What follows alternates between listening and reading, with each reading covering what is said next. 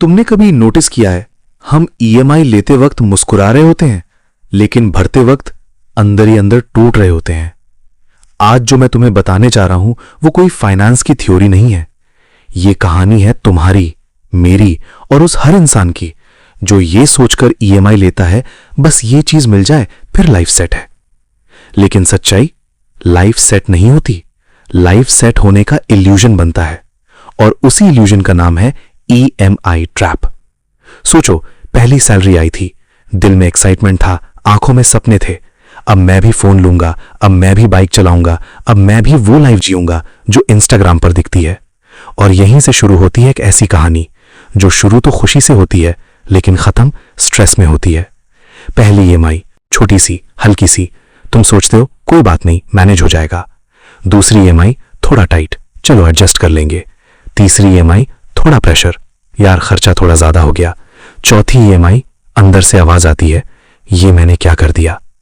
और फिर एक दिन सैलरी आती है, तुम बैंक बैलेंस देखते हो और खुद से पूछते हो पैसा गया कहां। कोई पार्टी नहीं, कोई ट्रिप नहीं, कोई लग्जरी नहीं, फिर भी पैसा गायब। क्यों?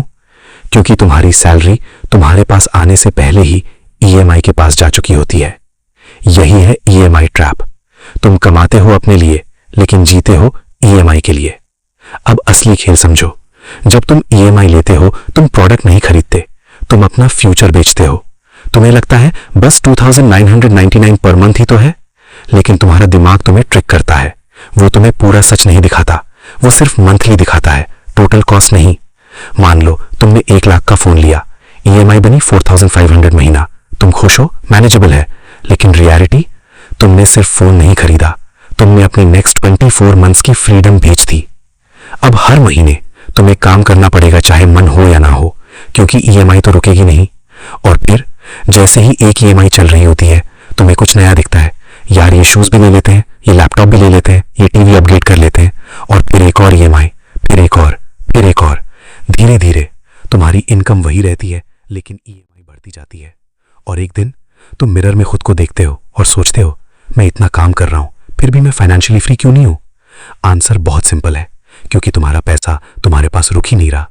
ईएमआई ट्रैप तुम्हें बाहर से अमीर दिखाता है, latest phone, stylish bike, modern lifestyle, लेकिन अंदर से तुम स्ट्रेस्ड हो, टेंशन में हो और हमेशा प्रेशर में जी रहे हो। अब एक सवाल, अगर कल तुम्हारी जॉब चली जाए तो ईएमआई रुकेगी? नहीं। बैंक कॉल करना बंद करेगा? नहीं। स्ट्रेस कम होगा? बिल्कुल नहीं। यही ईएमआई ट्रैप का असली डर है। ये तुम्हें उस जगह ले जाता है जहां तुम फ्री दिखते हो लेकिन एक्चुअली लॉक्ड होते हो। अब एक छोटी सी रियलिटी देखो, 2 लोग हैं।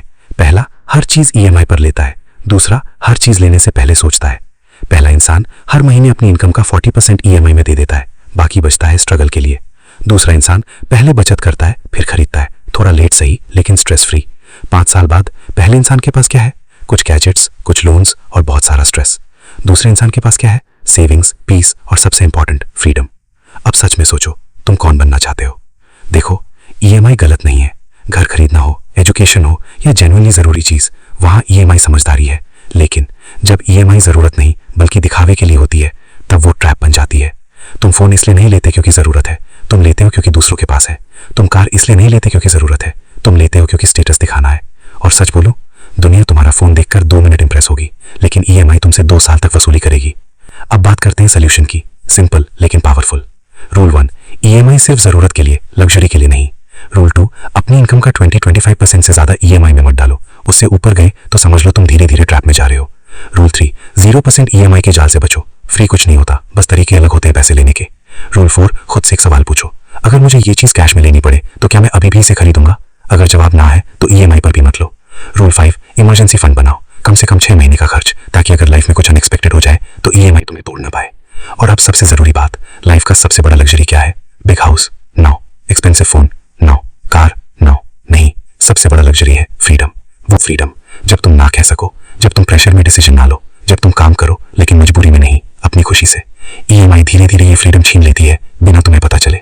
तुम सुबह उठते हो, काम पर जाते हो, लेकिन अंदर से जानते हो, मैं अपने लिए नहीं ईएमआई के लिए काम कर रहा हूं। और सच बताऊं, ये जिंदगी नहीं है, ये एक लूप है जिसमें इंसान फंसता चला जाता है। लेकिन गुड न्यूज, तुम अभी भी निकल सकते हो। आज एक डिसीजन लो, अननेसेसरी ईएमआई बंद, इंपल्स बाइंग बंद, कंपैरिजन बंद और सेविंग शुरू। शुरुआत में मुश्किल लगेगा, थोड़ा सैक्रिफाइस करना पड़ेगा, लेकिन कुछ ही महीनों बाद तुम महसूस करोगे स्ट्रेस कम हो रहा है, बैलेंस बढ़ रहा है और सबसे जरूरी तुम्हारी जिंदगी फिर से तुम्हारे कंट्रोल में आ रही है। याद रखना, ईएमआई तुम्हें चीजें दे सकती है लेकिन सुकून नहीं दे सकती। सुकून होता है जब तुम्हारे पास कंट्रोल होता है, और कंट्रोल आता है जब तुम सोच समझ कर फैसले लेते हो। तो आज से ईएमआई को अपना मालिक मत बनने दो, उसे अपना सर्वेंट बनाओ। और अगर ये बात दिल तक पहुंची है तो खुद से एक प्रॉमिस करो, आज के बाद कोई भी ईएमआई लेने से पहले मैं 2 बार सोचूंगा। क्योंकि स्मार्ट लोग सिर्फ पैसे नहीं कमाते, वो अपनी जिंदगी भी समझदारी से चलाते हैं। और हाँ, अगर तुम चाहते हो कि ऐसे ही रियल, प्रैक्टिकल और दिल को छूने वाली बातें तुम्हें मिलती रहे तो सब्सक्राइब जरूर करना, क्योंकि यहाँ हम सिर्फ नॉलेज नहीं देते, हम माइंडसेट बदलते हैं और जिंदगी बदलने की बात करते हैं।